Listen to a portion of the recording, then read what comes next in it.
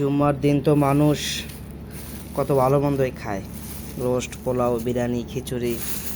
যখন বাংলাদেশে ছিলাম আমিও খাইতাম, এখন তো প্রবাসী, তার জন্য এগুলো খাইতে পারি না।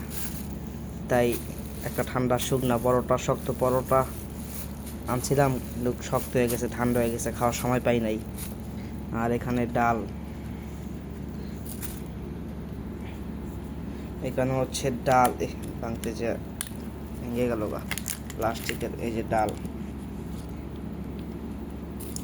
ঠিক আছে, এই যে ডাল আর আপনার পরোটা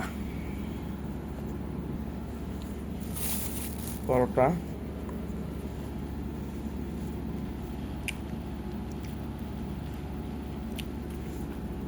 মিলাই নেই, শক্ত হয়ে গেছে পরোটা।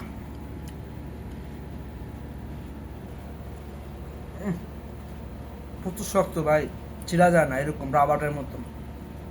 এটা হচ্ছে আমার দুপুরের খাবার। আলহামদুলিল্লাহ, তারপর আলহামদুলিল্লাহ, শুকরিয়া আলহামদুলিল্লাহ আল্লাহ তাআলার কাছে। আল্লাহ আমাকে পরোটা দিয়ে ডাল দিয়ে খাওয়াইতেছে, আলহামদুলিল্লাহ।